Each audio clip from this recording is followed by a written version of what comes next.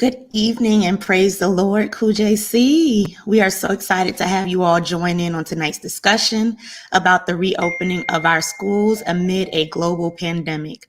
I am your host, Sister Kendall White, and I currently serve as the International ABYPU Education Coordinator. I'm so grateful to the ABYPU elected staff for the opportunity to present this topic to the body. I'm so excited to introduce these awesome individuals who make up tonight's panelists. Each and every one of them are QJC's own. First off, we have Dr. Sandra Moore.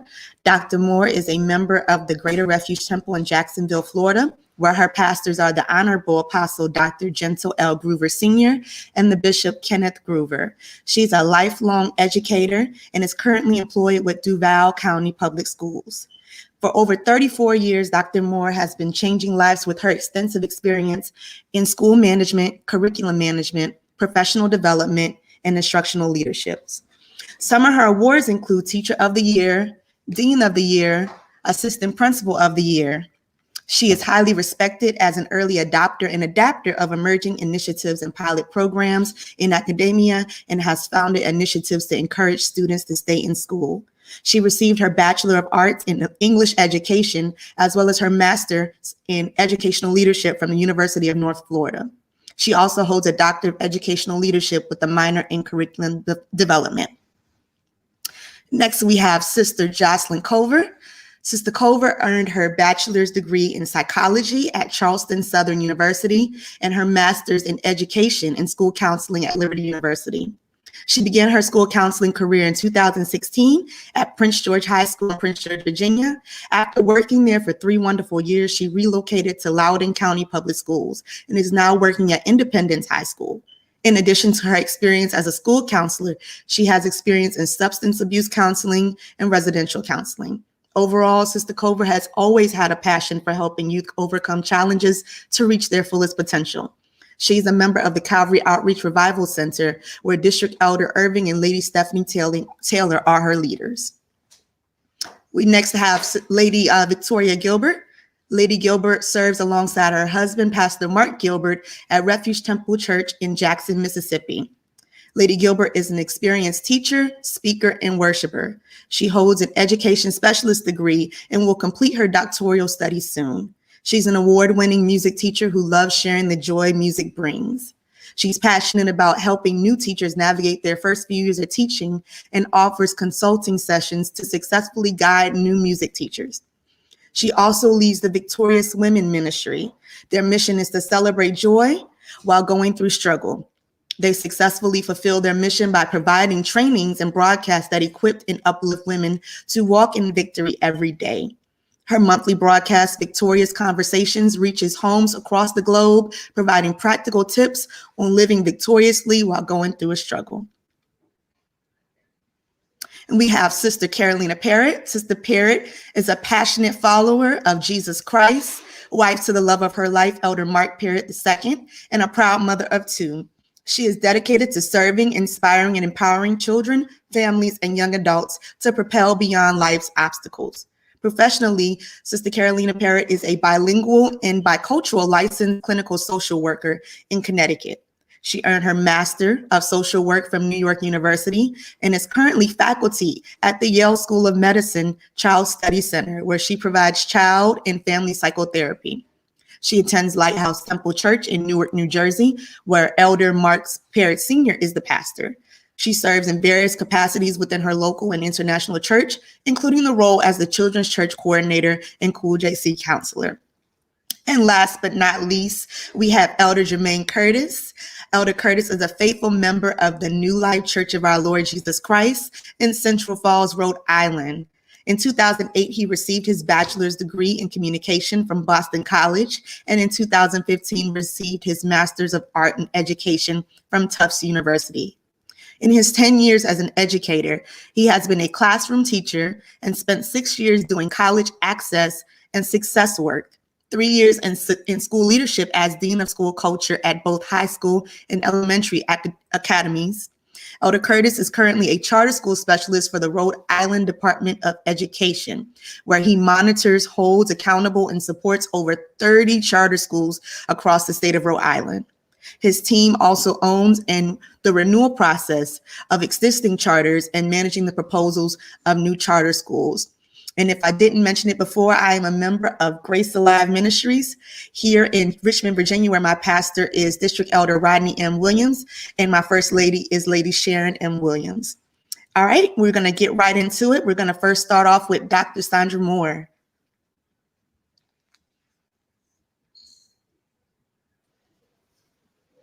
Hi, Praise the Dr. Lord. Moore. Hi, praise the Lord. God bless you. Praise And the thank you to the International ABYPU Department. I certainly appreciate your invitation. And thank you for your hard work. Thank you, Minister Roberts and Sister Kendall White. God bless you. Tonight, we're going to jump right in. I just want to say praise the Lord and thank God for our um, presiding apostle, Dr. James I. Clark, Sr., our apostle to education, Apostle Fred Rubin, our apostle to the youth, Apostle James May, our international director of education, Dr. Dorcas McCoy, my pastor and regional apostle, Dr. Gentle L. Groover Sr., my pastor, Bishop Kenneth Groover, and my companion. God bless you all tonight. So glad to be here with you. And we want to talk to you about reopening America's schools and what that is going to look like. If you could, as families and policymakers making decisions about children returning to school, it is important to consider the full spectrum of the benefits and the risks of both in-person and virtual learning options. And there are options. Parents are understandably concerned about the safety of their children at school with the wake of COVID-19. The best available evidence indicates that if children become infected, they are less likely to suffer severe symptoms. Death rates among school age children are much lower than that of adults. Furthermore, the lack of in person educational options disproportionately harms low income and minority children and those living with some disabilities. So we look at virtual learning and in person options. Virtual, unless a parent is financially stable, you can go back to that slide for me. Unless they're financially stable, there is little to no private instruction. So students are working on their own. There's a lack of supervision, lack of supported resources, lack of access to food programs, lack of access to special education services. They lack counseling. There is little to no after school programs that meet the basic needs of development. Then there's possible decrease in social, emotional, behavioral health, economic well-being, and academic achievement attributed to closed schools. When we have in-person, face-to-face classes, this provides an educational instruction which supports the development of social and economical skills, emotional skills, creating an environment that is safe for learning. It addresses the nutritional needs, facilitates physical activity. Children at increased risk of severe illnesses from COVID, that's a negative for in person. And the other negative is household members and caregivers at increased risk for severe illnesses from COVID-19.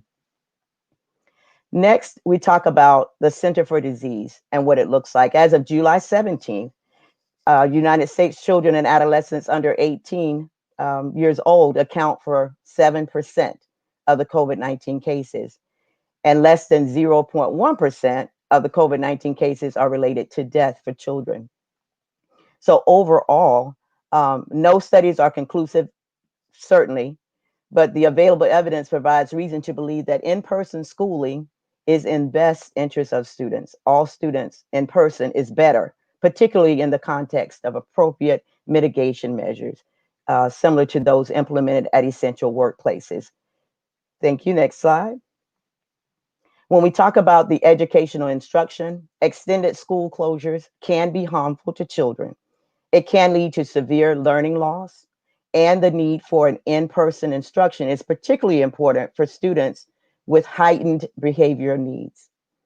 Long breaks are very important from in-school education can be harmful to students' learning.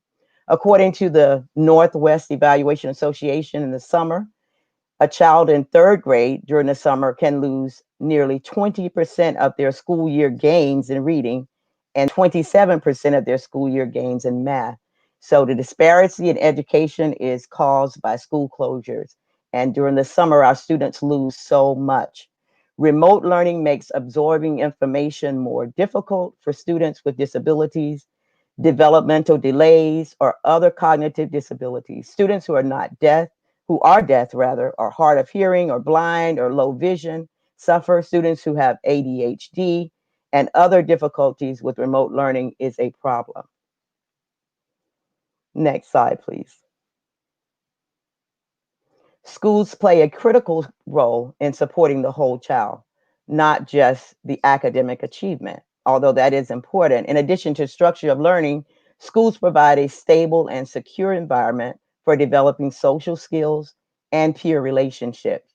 Social interaction at school among children in grades pre-K through 12 is particularly important for the development of language communication, social, emotional, and interpersonal skills. Children's mental health declines. They are likely to engage in unhealthy behaviors associated with depression, suicide, social anxiety, sexual activities, and poor self esteem. Next slide, please. Children who live in unsafe homes and in neighborhoods are deprived of important layers of protection from neglect, as well as physical, sexual, emotional, and maltreatment and abuse. In 2018, the Department of Health and Human Services reported and found that teachers and other educational staff were responsible for more than one-fifth of all reported child abuse cases, more than any other category of reporters. So if they are not in school with teachers, this cannot be noticed. Children who live in a home or neighborhood where there's neglect, violence, or abuse occur, but who are not physically in school are deprived of access to trained school professionals who can readily identify the signs of trauma and provide needed support and guidance. Next slide, please. And that's kind of about the nutrition. The next slide goes into safety, physical activity. So when we talk about children, they lose access to important opportunities for physical activity when they're not in school. Many may be sufficiently physically active outside of the context of in-school physical education. They may not have those advantages, and the lack of physical activity can potentially diminish nutrition and be harmful to children. We look at tools to determine whether or not it's best for you to send your child back to school. And that's an individual decision. It cannot be made unanimously. Each household member has to look at their circumstances and situations. And when I was making and looking at this chart, there are some things that you have to think about as it relates to risk before you make a decision about going back to school. And if you mark true to any of these, then you need to consult your school administrators and find out what they have in place. If my child has an underlying condition that increases the risk for severe illnesses for COVID-19, I live with someone or my child's caregiver is at an increased risk for severe illnesses for COVID due to age or underlying medical conditions. The level of community spread in my area is high. Those are things to consider if you mark true. The next tool, if you mark unsure to any items regarding your school's plan, what does that look like? This is a decision-making tool. Speak to your school's administration for information. I feel comfortable with my school's reopening plan, and you've looked at that for reducing the risk of spreading COVID-19. What does that look like? What precautions are they taking to keep students safe on a daily basis? I believe my school has the resources needed to be effective so that my students are safe. Their staffing, the supplies, the training, everything is in place for reopening. I feel comfortable with my school's plan. If a student or a staff member tests positive, what does that look like after they've tested positive? What is the district doing? What is the school doing to provide information to me and keep my child safe? I believe my school has a plan to provide an effective program and instruction every day for regular school weekly, 5 days a week. And if you check off, I'm unsure, then you need to find out what that is. I'm satisfied with how my school communicates with families about the changes it is considering. If you're not satisfied, then you go to the next level.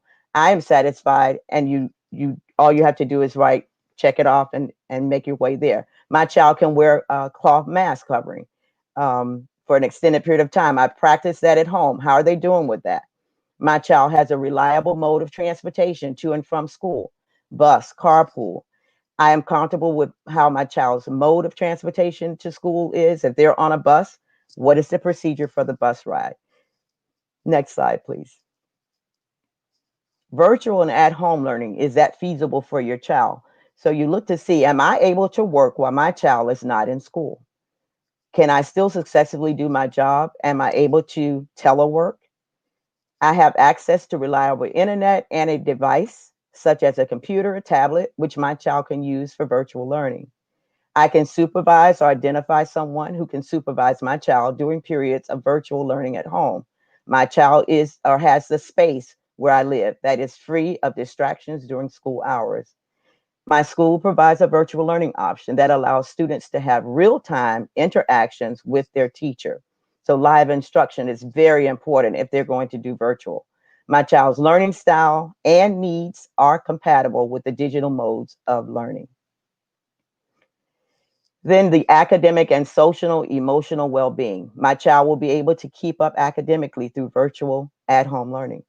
My child will receive quality education. My child will sufficiently be engaged during prolonged periods of time. No one knows your child like you do. My child will be able to stay socially connected during prolonged periods of virtual learning. If my child needs specialized adaptive communication devices, equipment, learning aids, I am able to provide that where we live. School-based services. School offers many services that are difficult to get if you choose virtual learning. If a child has an IEP, an individualized education plan, or other specialized learning or behavior plans, if you check true, they do have it, then what do you have in place? My child's able to receive the required IEP learning accommodations through a virtual home learning. If your child receives school-based learning services, tutoring before and after school, can those still be provided? My child is able to receive needed school-based learning services through a virtual home learning option. Checking to see if you have everything you need on an individual basis. My child has an alternative to the nutrition services provided by the school. So you want to make sure that you as an individual and your child has what is needed to be successful. Next slide, please. Continue with school-based services. If your child receives school-based behavioral services, social training, things of that nature, how will they get that if you do choose virtual? My child is able to receive those needed behavioral services through a virtual home learning. If your child receives emotional or mental health services, you need to be attentive to that as well. Your child has an alternative after-school care services provided by the school, and that is adequately met by the family.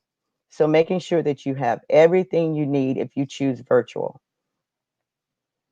Next slide. Now, this is my references, and you can go back and look at this. We'll provide this for you later. But I just wanted to make sure that everyone knows it's an individual decision. It is not universal. God bless you. Thank you so much, Dr. Moore, for that great information you gave in reference to parents and guardians being able to make the right decision for their child, whether it be in person or virtual, or sometimes even a hybrid approach. So we really appreciate you. And as she said, this information will be available to you later on. So hopefully we can get that out to you not too long after this webinar. Next, we will move on to Lady Gilbert. Hi, how are you? Lady Gilbert, I think you might be on mute. I was. Praise the Lord, everyone. How are you doing? Doing good, doing good. Man. All right, well, I'm going to go and get started. Thank you for this opportunity to come and present to the ABYPU. Minister Robert, Sister Kendall, I appreciate you asking me to present on tonight. Protocol has been established, but I do want to say I thank God for Dr. Clark and his wisdom and leadership that he has displayed, and his example that he has shown to our entire church body. I also praise God for my husband, Pastor Mark Gilbert, and how he has led us during this time as well. And so I'm going to share with you all my experience as an educator as my school has moved to virtual learning and the steps we took to make that decision as a school and how it has affected, from my perspective, scholars and parents. And so the first topic that I will talk about is opportunities that have been provided to our educators to be successful in the virtual classroom. And my school started in July. We participated in 3 weeks of professional development training. And so for those first 2 weeks, the model method was used. We received virtual professional development.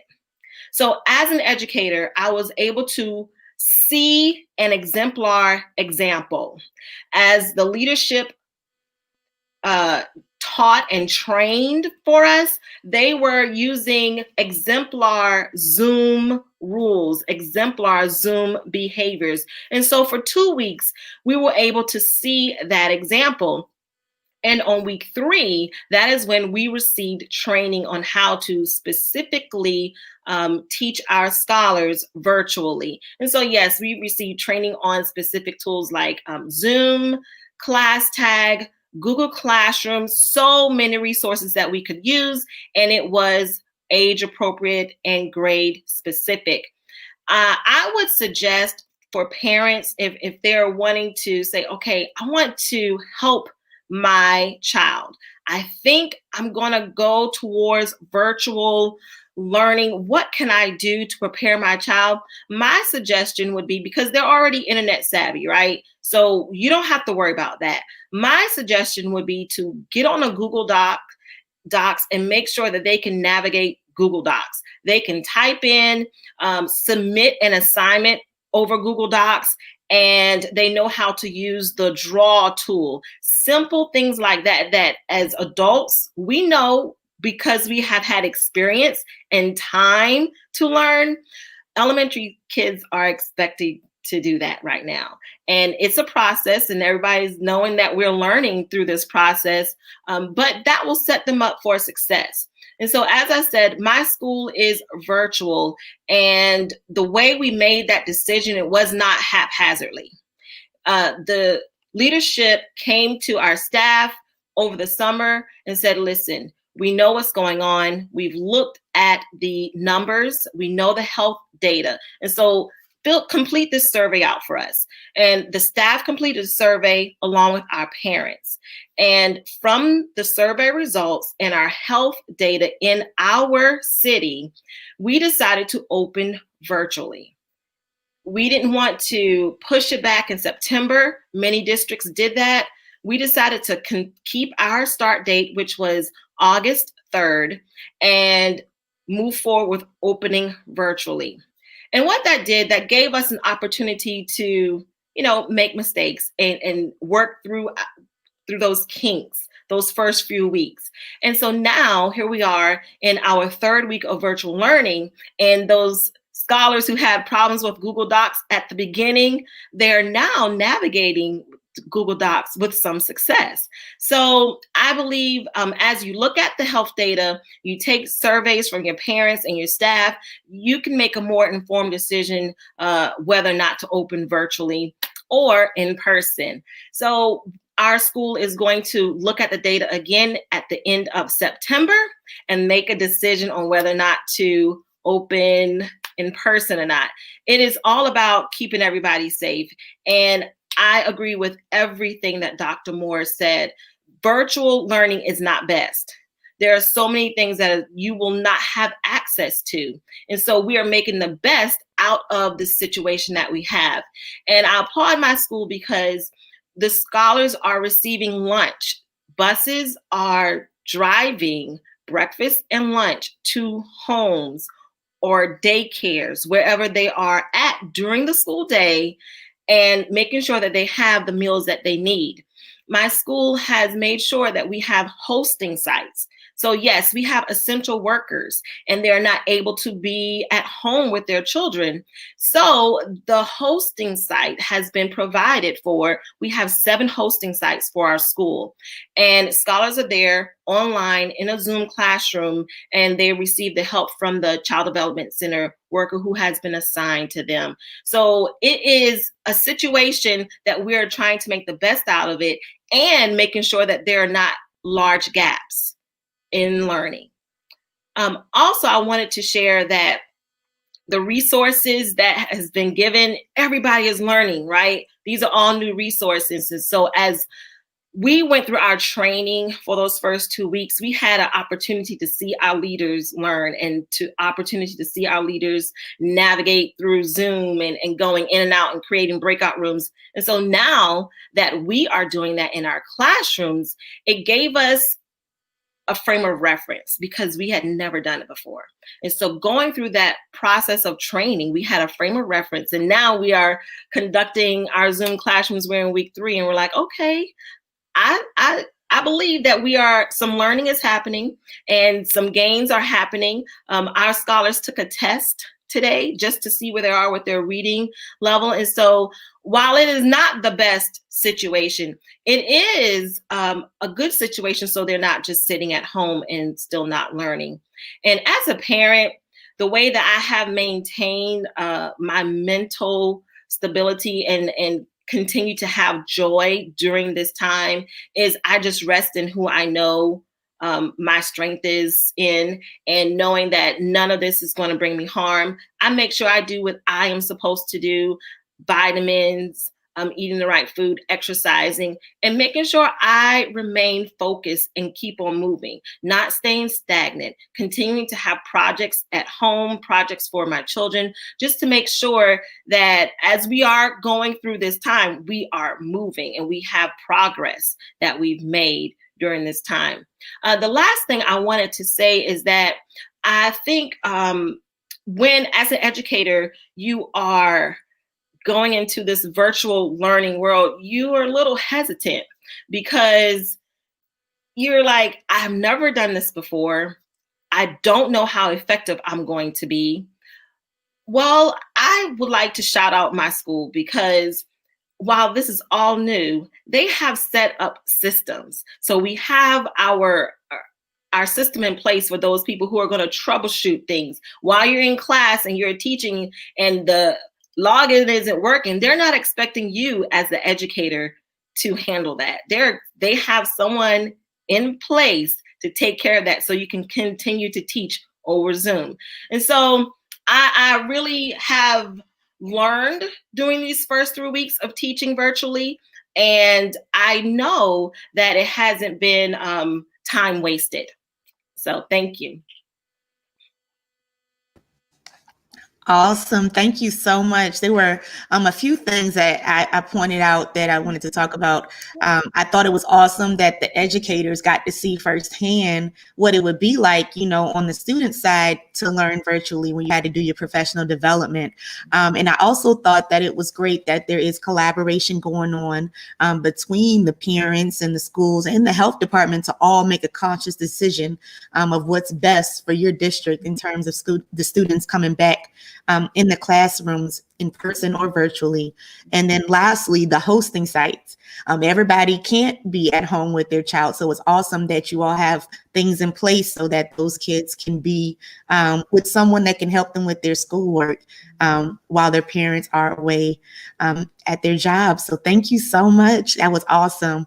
We'll now move to Sister Jocelyn Cover. Hello, everyone. Good evening. I'm happy to be a part of this workshop. I definitely want to give honor to God. I want to give honor to my pastor, Irving Taylor, District Elder Irving Taylor, and First Lady Taylor.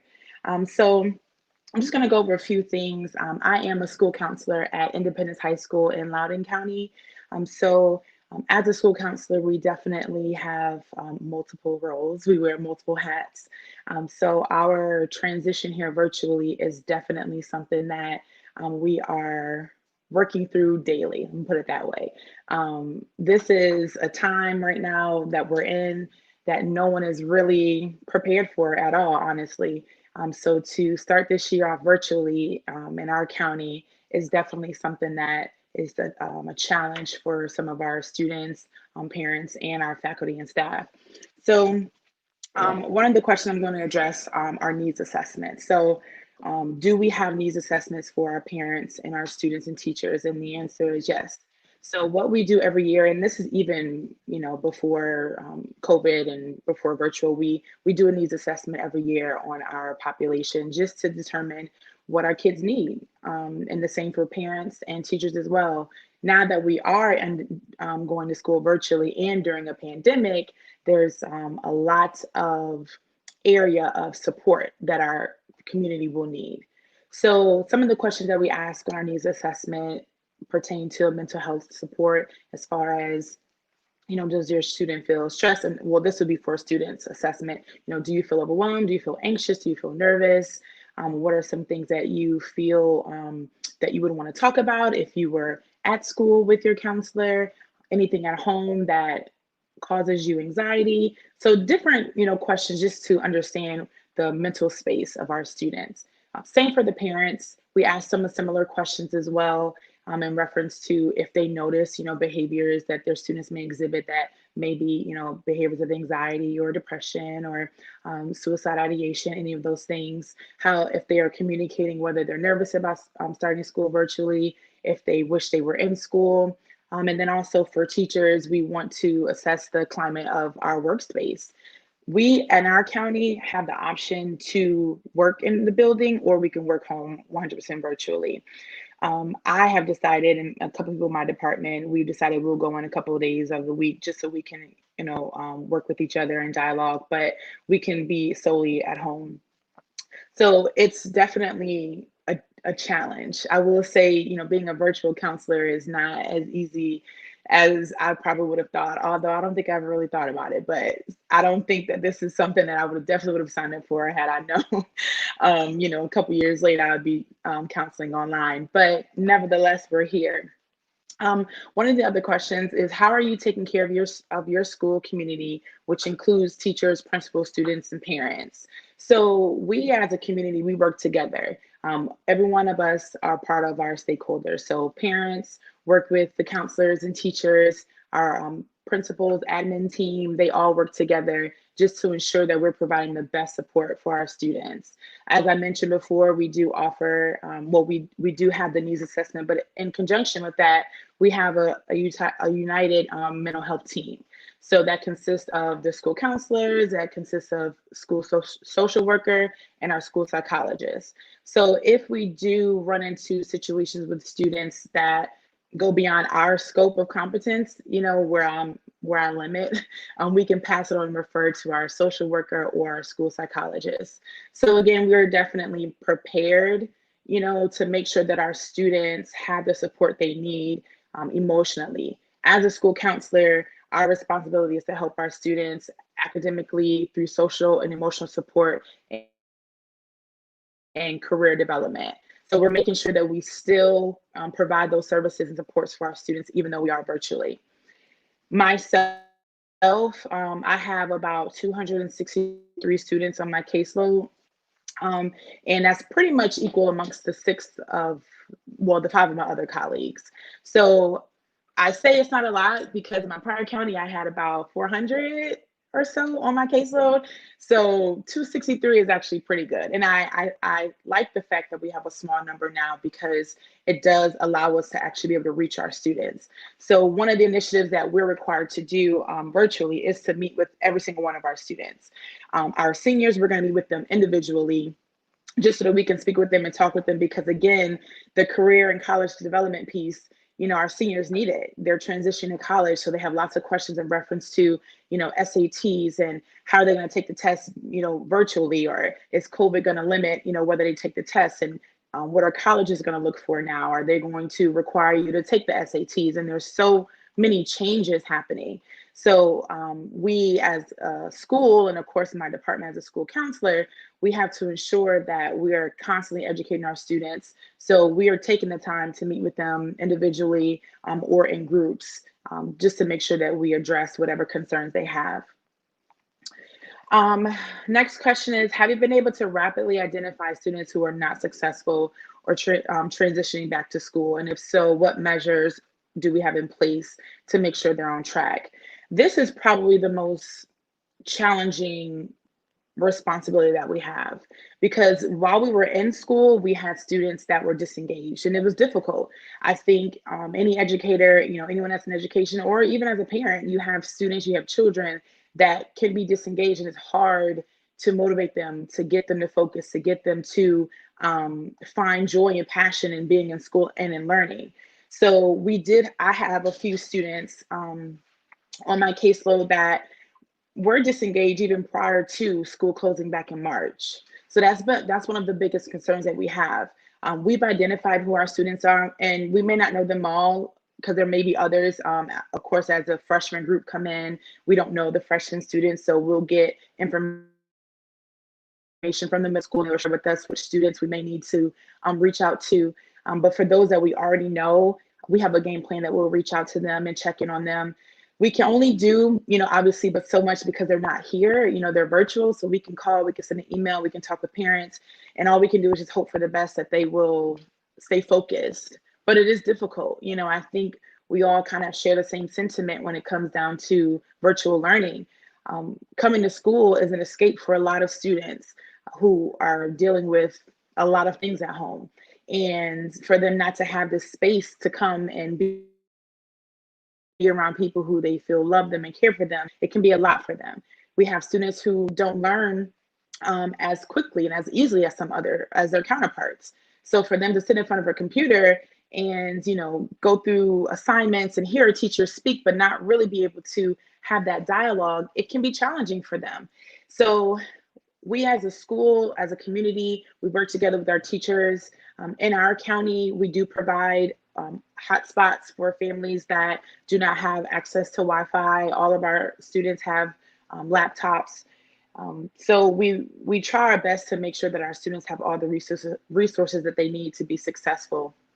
But it is a lot because we're dealing with not just not being in school, but why we're not in school. So now are they not only dealing with while I'm at home sitting in front of a computer, I can't see my friends much, but also if I go out, I have to put a mask on and I have to stay in a certain distance and I have to make sure, I don't do X, Y, and Z.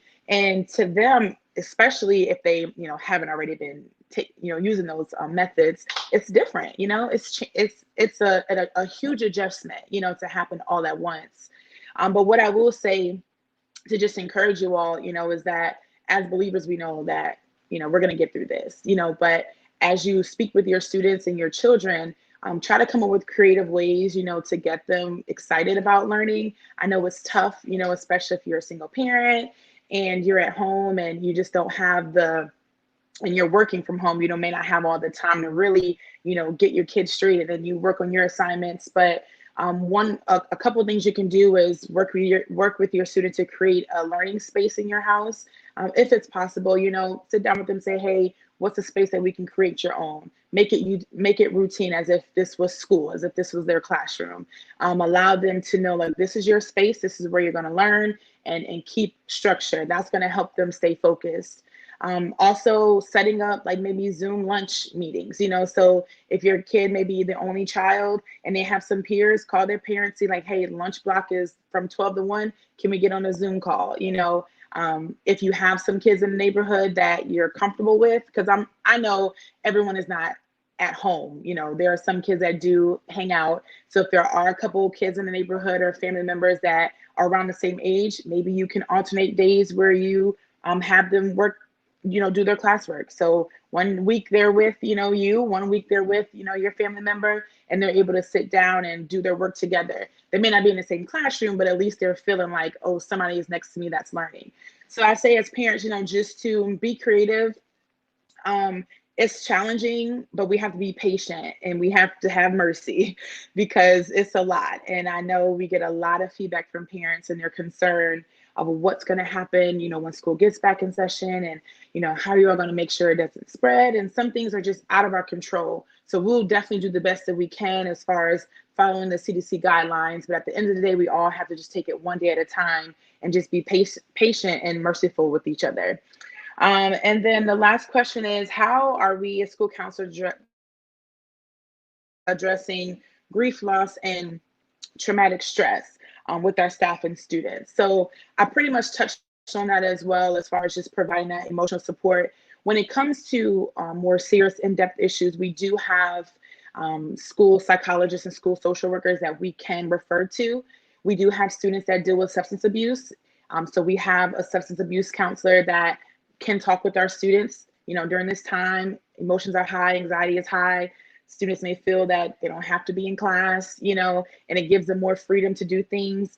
So we want to make sure, again, that parents are aware of the resources that they have in our county.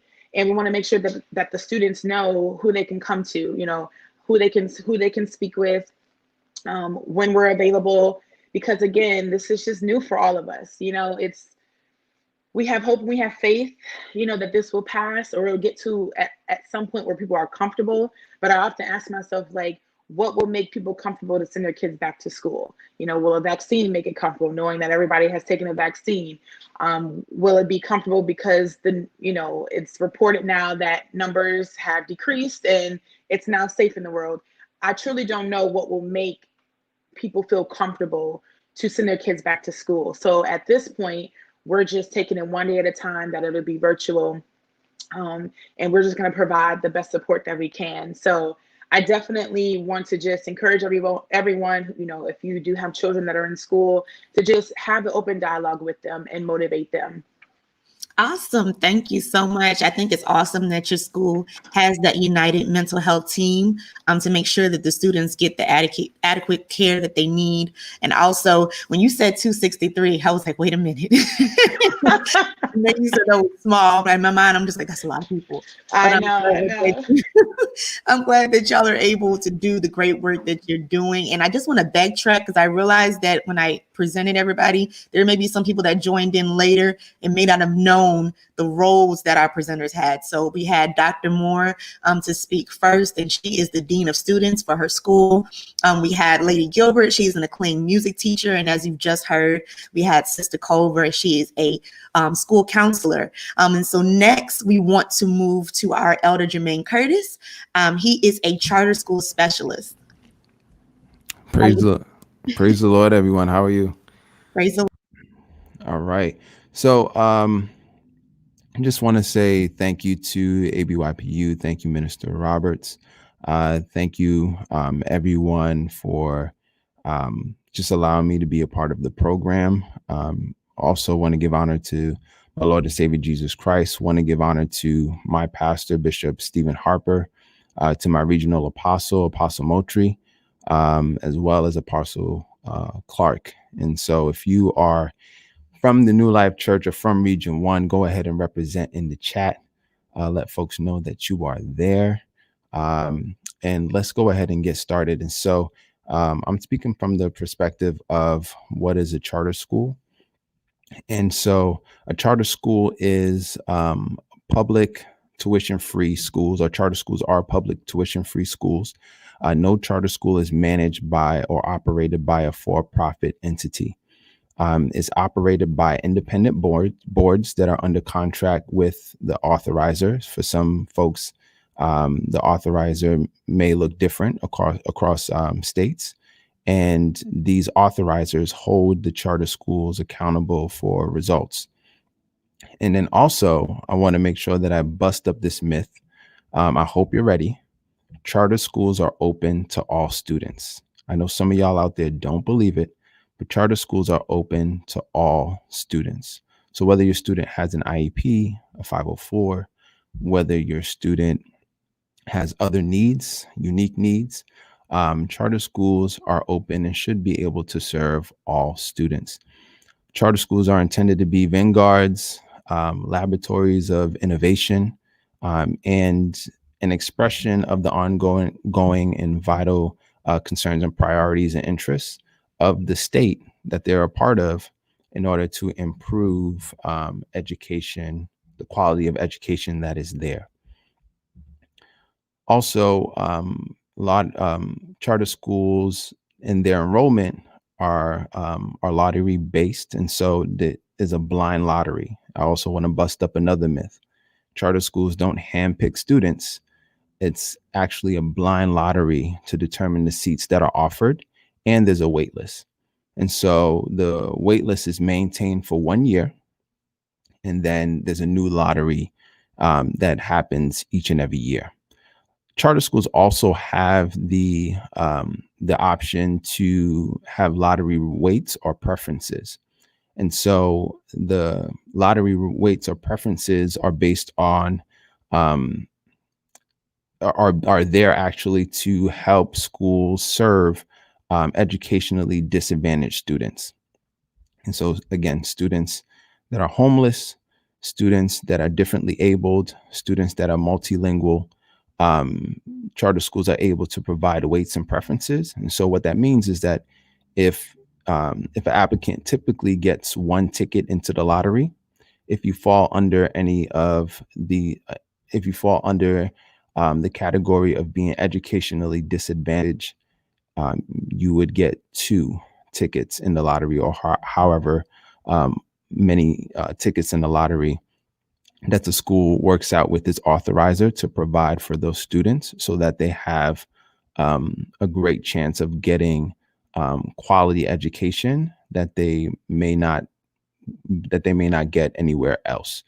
And so just to, again, bust up the myth of charter schools handpick kids, and they handpick kids who are the brightest or the cream of the crop. Also, the weights are defined. You can also, define it by region and by district. And so there are some schools in which serve kids from different districts. So typically your traditional schools will serve kids from like that town or from that city. Charter schools have the ability to serve kids from different districts or from one single district. And so that's part of the being a vanguard, of being a laboratory for intervention. There's a lot of autonomy that charter schools have in order to serve kids. And some of that may require serving kids from different communities. There are also exemptions for siblings. And so, my daughter attends a charter school. And so if she's in that same charter school by the time my youngest daughter is kindergarten age, then my youngest daughter will automatically get a seat at the charter school that my oldest daughter attends now. Also, if you're a staff member or a founder, then your child also has access to that charter school. The charter schools also have authorizer oversight that they're responsible for. And this authorizer monitors data and looks at whether or not there are large discrepancies in enrollment. And they are responsible for the renewal cycle that a school may go through every so often. And so in Rhode Island, you have schools that are on a 3-year renewal, 5-year renewal, no more than 5 years. But as an authorizer, that authorizer is responsible for granting them a renewal or denying them a renewal. The authorizer also directly monitors the lottery, and the authorizer also reviews policies on recruitment, enrollment, so on and so forth. And so those are just some kind of basic information on charter schools. And hopefully it was able to kind of give you some perspective and debunk some myths that are out there around charter schools. Now, one of the questions that was submitted was, why would a parent want to enroll their child in a charter school as opposed to a traditional public school or private schools? Well, the first thing is that charter schools are free. And so they don't They don't require you to pay tuition. And so that's why some folks may want to send their kids to a charter school and opposed to a private school. At the same time, a charter school also is very known to be safe, to have structures in their schools that traditional public schools may struggle with. And at the same time, charter schools are also known, depending on your state, because they have that liberty or that autonomy. They're able to actually deep dive into creative educational and instructional approaches that traditional public schools may not have. And so a parent may want their child to be exposed to those innovative practices that charter schools may provide for their students. And there's a question here about demand for charter schools. And I don't know about anywhere else in the country, but I know in Rhode Island, if the trend is like it is in Rhode Island, just to give perspective, there are probably about 2,000 seats that are offered in Rhode Island, charter school seats that are offered in Rhode Island. There are 20,000 applications that go out. And this is recent data, 20,000 applications that went out. And there were about 10,000 unique applicants. So over 10,000 families put in 20,000 applications for less than 2,000 seats. I'm just going to let that sink in. And so there's a high demand, especially in Rhode Island, for there to be choice. And that's what charter schools provide. They provide choice, educational choice, a safe space, innovative instruction. And so parents want that, and parents call for it. And every year, especially in Rhode Island, there seems to be more and more interest in even building more charter schools to help strengthen the educational landscape in the state. Also, there's a question here around safety measures, what safety measures are being put in place. I know for Rhode Island in particular, each school is required to hand in or to draft multiple plans to cover all scenarios, whether it's full in person or whether it's anything from full in person all the way down to full on distance learning. And schools are working closely with Rhode Island DOE as well as Rhode Island DOH. So that's the Department of Education and also the Department of Health to give safety guidance around opening. And we are in a unique position where we are waiting for our governor and our commissioner to make a final decision as to which one of those plans all schools are going to put in play. And once that decision is made, schools will go ahead and put that plan in play. And so finally, and this is the last thing I'll say before I step off, there are questions around, well, with distance learning and with everything that is going on, how are charter schools or how are schools in general looking to serve students who are differently able, students who have IEPs and 504s? What is the best approach? And so many of our schools are planning to, unless we go full distance learning, are planning to open their doors primarily for students who are at risk during this time of virtual learning. So students who do not do well with distance learning, students who need more support and actually don't serve well under looking at a computer screen for multiple hours in a day.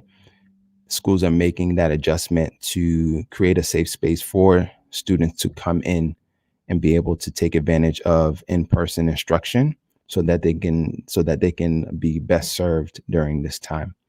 So hopefully, again, this information was impactful and important to somebody out there especially those who may be thinking about, their students transitioning to a charter school or trying to figure out more about charter schools. And again, hopefully this information was beneficial to somebody's ears tonight. Thank you. Thank you so much, Elder Curtis, for addressing some of the myths that are surrounded when it comes to charter schools. There's a lot of us that don't know and have not been made aware of what a charter school is and what it can, provide for our students. I appreciate you for enlightening us. Last but not least, we will move into our last presenter for the night, and that's Sister Carolina Parrott, and she is a licensed clinical social worker. Hello there. Hi. Praise the Lord, everyone. Thank you, Sister Kendall. So, thank you, Sister Kendall, for this time. Definitely for making this space. I honor Jesus Christ, who's the head of my life. And I certainly honor just our COJC leadership, the ABYPU leadership. Certainly my pastor, Elder Mark Parrott, Sr. of the Lighthouse Temple Church. And my wonderful husband, Elder Mark Parrott II, and my beautiful children who have allowed me to opt out of bedtime routine tonight, so I can be with you guys on this evening. And so I have been given the wonderful task of talking about coping as we return back to school. And so I want to be able to provide everyone with some tips and some steps that we can consider as we think about returning back into the school systems. My focus is obviously mental health and just emotionally and socially, how are we going to manage that, and for families and for parents and for kids, what that will look like. So over the next few minutes, I'm going to just give you some kind of outline points and help you just try to consider some other ways of thinking about coming back into school. So the reality is that we have an entirely new laundry list of things that we are looking at as the new fall is coming, and children are really having to consider, and families to consider, all these different aspects of, am I going to contract COVID-19? Like, that's, one question, right? So how do I keep my child safe? One, right, from COVID-19. And then the other piece of it is, how do I socially and emotionally support my child as they have worries and have potential fears or concerns about what it would look like when they go back to school? And the other piece of it is really thinking about what my child is going to experience when they do go back to school. Like, what is the social awkwardness they're going to experience when they are back in the classroom with all these different techniques and things that the schools are going to be doing. And it varies state to state. And so today I'm really speaking very broadly, and I want to give you practical tools to think about, but very broadly, because I know that it's different for every state, and I also know it's different from family to family and from child to child, because every child is different. Every family is different.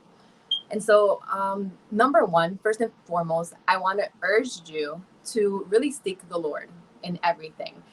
So with even this information that I'm providing on tonight, really take it to the Lord in prayer and ask Him to lead you on what I should do moving forward. I think my brothers and sisters that have come on tonight have given a wealth of knowledge and information that has been instrumental, even as I'm listening, to think about these things and bring it to God and allow Him to help you and lead you in this process.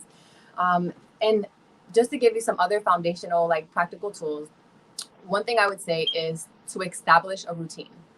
It is paramount. And some of us have kind of already said that, but it is paramount for your child's mental health and well-being that we have a routine in place. Whether your child is learning virtually or, as we said, distant learning, or they're learning in person in school, have a routine that's effective, that's clear, that's visual to your child, that your child can see. It's in a shared space, a routine that your child is part of, and that they have teamed up with you to make that routine as well, so that it works for them too. And it's not just something that we're putting together for them. The Word of God tells us that without vision, my people perish. And so we truly have to have a vision for what our family is going to look like, what our week to week is going to look like when we do return to school in the fall. And so I admonish everyone to really have a routine. Research evidence shows that our children do so much better when they have a routine, when they know what to expect, when they have predictability in their day-to-day activities. That is just an evident fact. And so I want families and parents to really think about that and have that in mind as you're preparing this new season. One of the other things that it's important when it comes to having a routine is thinking about having a routine for your children as maintaining a sense of control. So many of our children are dealing with so much uncertainty. So much of us are dealing with uncertainty because there's so much going on in our world. From this global pandemic to, really truly things constantly changing in our world, on and on, right?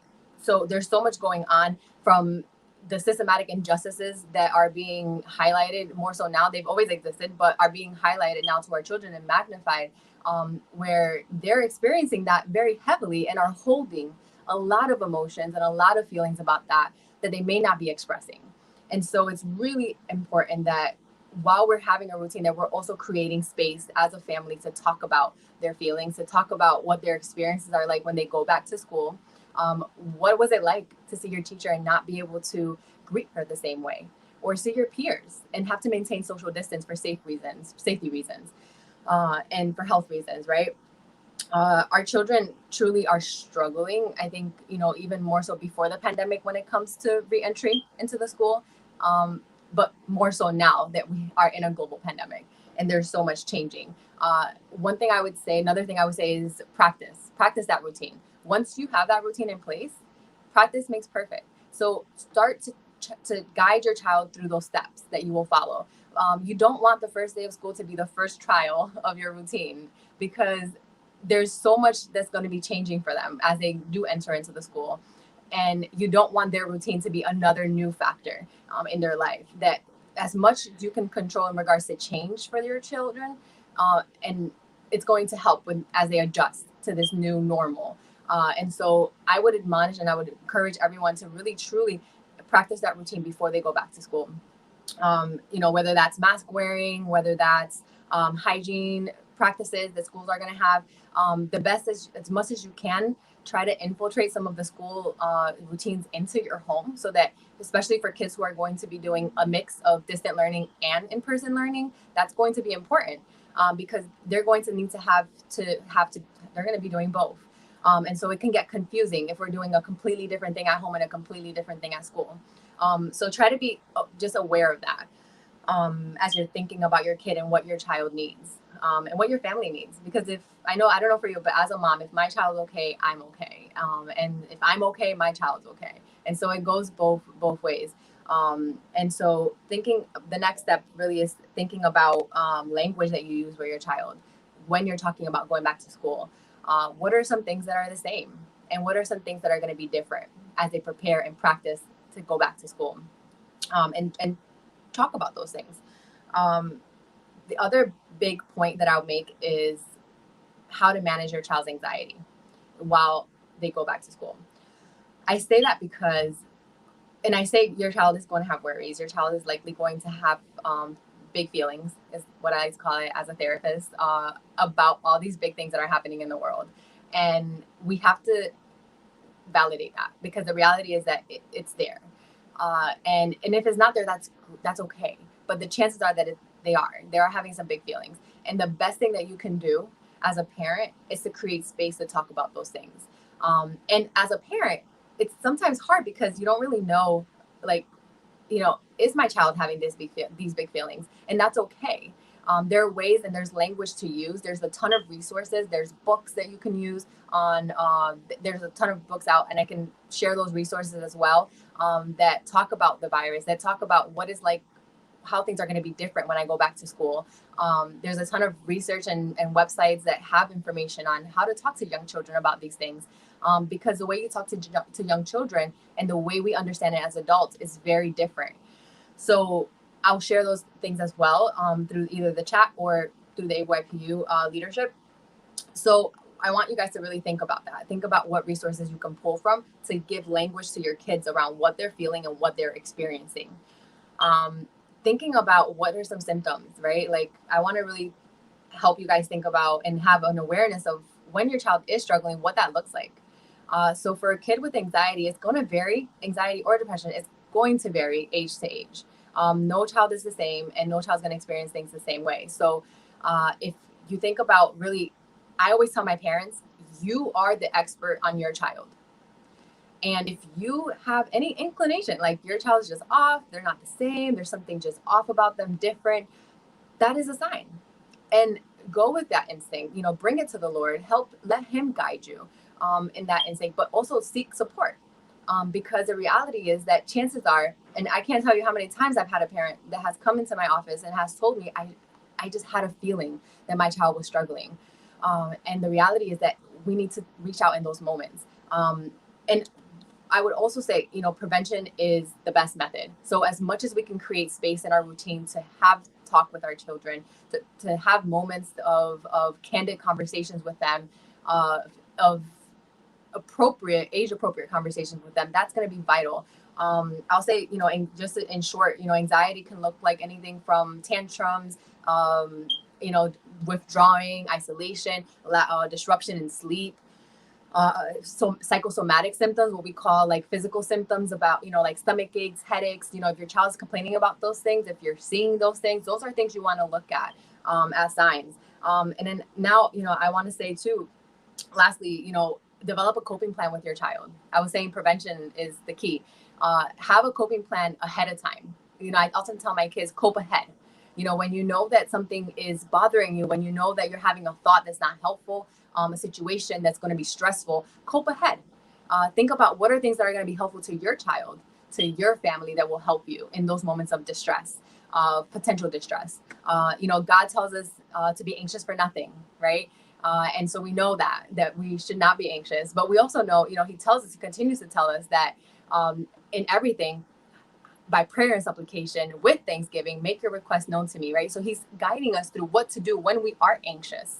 And so it's important that we know that our children are going to have big emotions, and then acknowledge that and make a plan to how we are going to address that before they start to become, disheveled and distressed about whatever it is that they're struggling with. And so I'll end with just saying that there's a ton of coping tools that I can share with you all. Maybe, I'll get to it during Q&A because I know my time is kind of running short. But it's really important that we create space in the home to talk with our children, to communicate about the stressors in the world and about this global pandemic. It's important that we acknowledge their feelings and that we look to moments in our day to do that and embed that. Do not avoid. I can't say that, can't urge you enough to do not avoid those emotions that your child may be feeling. It's imperative that we talk with them. They're having a feeling or an emotion about something, that you make space. And if you can't, as a parent, if it's too much for you, that's okay. Seek support. There's a ton of support. And now it's even more accessible because a lot of us are doing the work virtually. And so seek support. It's okay to have Jesus and a therapist too. And so that's all I will say for tonight. Thank you so much. I do want to start off by saying that shirt is dope, and it's so true. It's okay to have Jesus and a therapist too. I also love the point you made about having a routine and how important it is to get your student, even yourself, in a routine, so that when it comes time, you're not struggling to cope with what's happening in front of you. You already got in your mind how things should flow. And then the cope ahead plan. I love that point that you brought out. So thank you so much. Now we're going to move into our question and answer period. We're going to bring back all of our panelists. And at this time, if you have any questions, feel free to drop them in the chat, and we'll be looking through to see if you have any questions.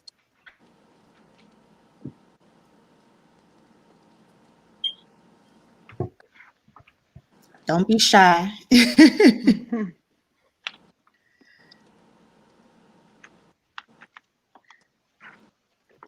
I'm looking through just to see if I noticed anything in reference to any questions.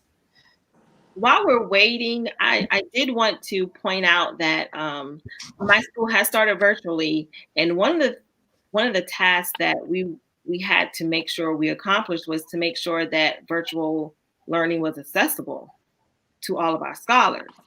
So it's great to have that virtual learning plan, but we have to make sure that all of our students can access it. And so that looked like making sure that they had devices, and troubleshooting those devices when that occurs.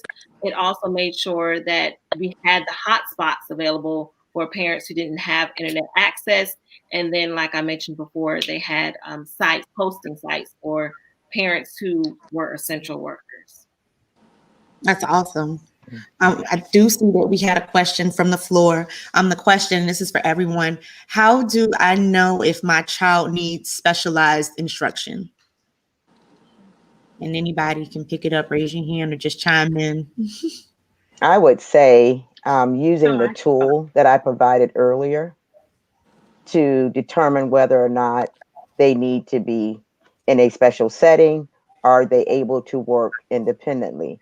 That's very important. And one thing I like that my district was able to do was a hybrid. So we have some students who are face to face. We have some students whose parents' option was to do Duval homeroom, where they are in front of the computer every day with the same teacher as the students who are face to face. And then they could have done the Duval virtual, which is all year as a virtual student, depending on their capabilities.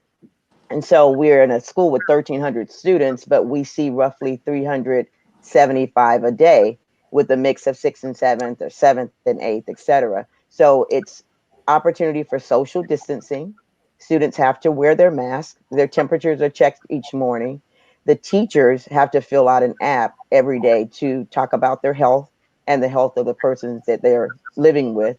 And their temperature is checked as they enter the building. So putting safety measures in place and then looking at what your child needs individually and making that choice. So our district had an opportunity for parents to really choose. We put everything on the website. We showed them how to get there. We navigated through it. The teachers came back on August the 12th. Students were back at August the 20th. So it gave them time for professional development as well. So in order to find out, and back to that question, what your child needs, specialized instruction, whether or not they're struggling, have them see a professional and talk to them about some of the things or the challenges that they're having. That's what I would say. I would also add. I would also add to that. Our what we went through in the spring with distance learning. You can also use that information as your own personal data. I was able, as a parent, I was able to see like how my daughter did during that time. When she was most disengaged versus when she was the most engaged. And that should also kind of give you the data that you need to to go ahead and make a decision as to whether or not you think that your child is able to be successful in a virtual learning environment versus in person. And so at least in Rhode Island, there's an option of, if you choose to opt out of distance learning, schools have to be able to still meet your need. And that's how creative schools have to be.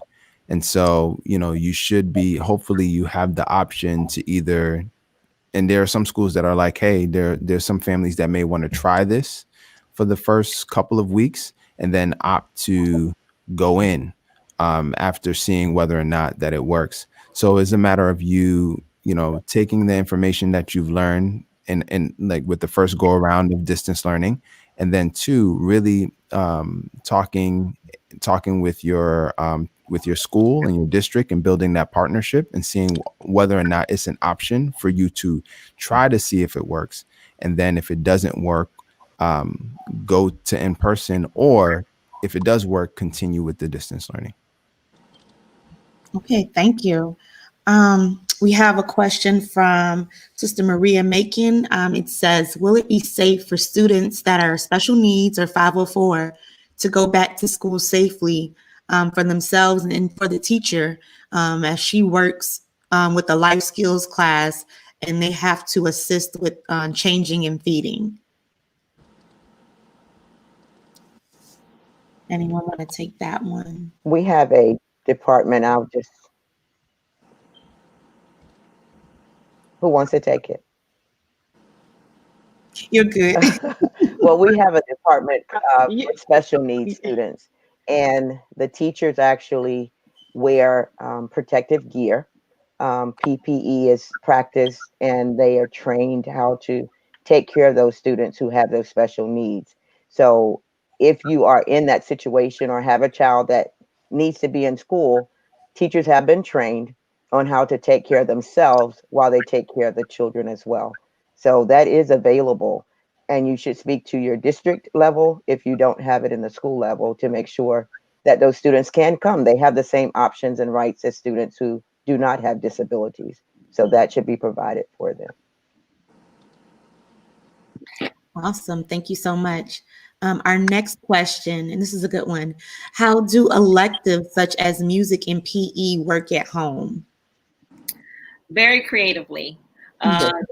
Yes, thinking outside the box. Yeah. And we see music and PE and art and science as the stress relief of, you know, what's going on. And obviously we have our content that we are delivering as well, but it's their 30 minutes of fun time, and we are intentional of how we plan that out. So it looks like games, it looks like getting up and moving. And so, yeah, we are very creative with it. Cool deal.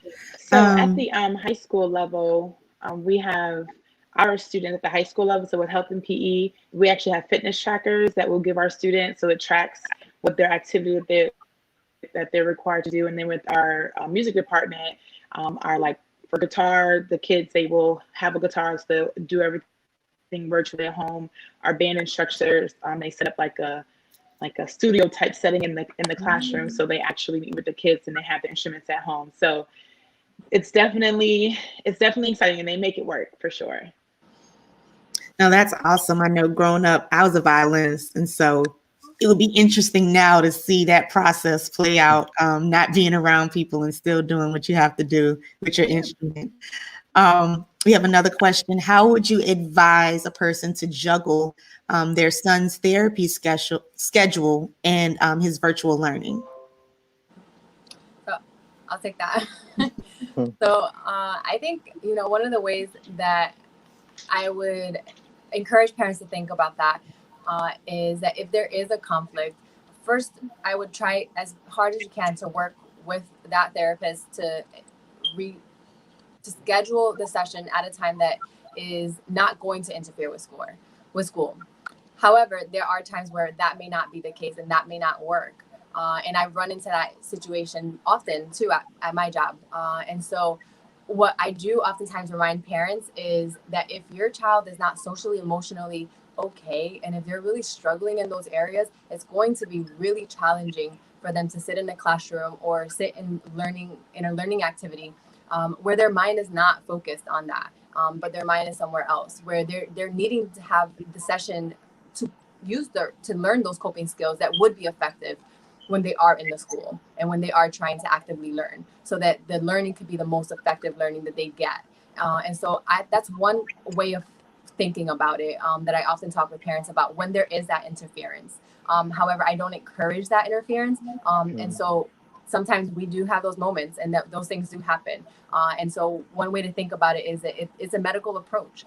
If your child was sick, they wouldn't go to school if they were sick with a virus, right? Or with a broken leg, right? Like they would need certain interventions to feel better in school. And so that's the same with therapy.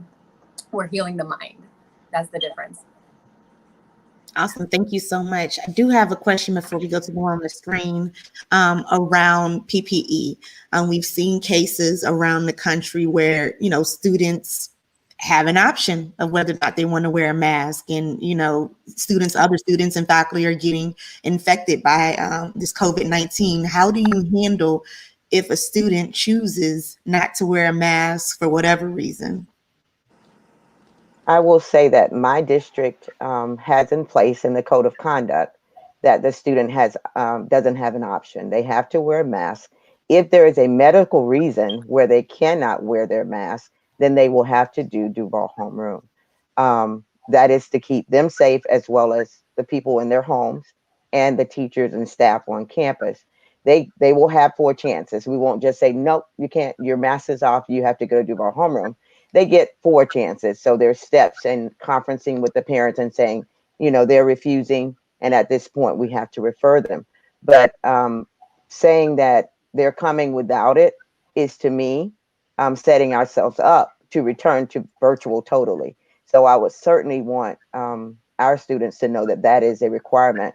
And as we did an orientation virtually, we modeled what we wanted.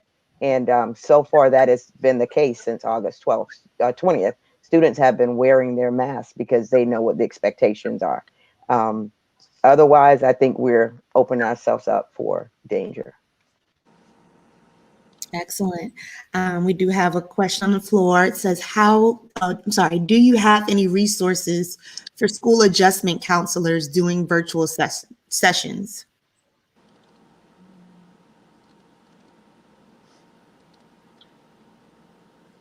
Can you clarify what school adjustment counselors? I'm not sure what a school adjustment counselor is. It sounds like they're asking about the schools, the school counselors adjustment into the school setting. Maybe. Yeah, I don't know. First. Like professional development, maybe for counselors. Is it where you can maybe clarify that, Kaiva? Yeah, I was going to ask if maybe clarify that in another question. All right, we're going to come back to that one. We have a question. What can I do if I don't have access to internet at home? Just real quick, I think. So sorry, I'm assuming that the school adjustment counselor may be something like a social worker or somebody of that sort. She just responded yes. Okay, there we go. Look at you. Okay. So we can So I would just say, I mean, one of the suggestions I would give to a school social worker who's going to be going back into the school setting is, and even for therapists like myself, is that it's super important that you have a routine for yourself. And it's even more important that within your routine, you're adding a lot of self-care. Because if you're not filling yourself and you're, spiritually, emotionally, it's going to be really hard for you to be helpful to others. And so I think and to be effective at that, I do all of my sessions virtually because that's the way that I've integrated back after my maternity. But, and it's really difficult. I'm drained by the end of the day because the virtual, I'm not used to that. And so it's very challenging. And I would say, I mean, I go for a walk literally every single day because I have to, for my own like emotional and just mental well-being. And in addition to that, I make sure that every morning I'm spending time with God, first and foremost, before I do anything else. And so I would say, really fill yourself up so that you can be successful in helping and being able to give of yourself to others. And I don't know if Jocelyn wanted to add anything else to that. Yeah, no, that's great. I would also just add in reference to like resources that maybe school social workers may need. I know for school counselors, we have a school counseling association that, we could be members of, and it does provide like as far as like how you can do your lessons, your sessions with your students virtually, because I know it is different being online. So as far as like privacy, as far as like do parents need to be there, what do you do if there is a threat or harm to the student, if they have suicide ideation? So I would say maybe as far as like resources on that respect, to just look on your professional development website, just to kind of see what the protocol is for virtual sessions and counseling. And I know there's resources like Go Noodle is one of like kind of like the relaxation resources that you might use in the school with the kids that you can also use virtually by sharing your screen. I think it all depends on what platform you're using is what's going to be really the most important to know before you look at what resources are available. But I'm happy to guide some more as well in regards to that. Awesome. Thank you so much. And we're gonna this question on the screen, this is gonna be our last question for the night. And that's again, what can I do if I don't have access to internet at home? I think Lady Gilbert Well, I know talked someone to in our that area. earlier. Mm-hmm. Go ahead. I was just going to say, as a parent, advocate for yourself. Because if your school district is saying that you are going to go virtual, then it is their responsibility to make sure that you have access to it.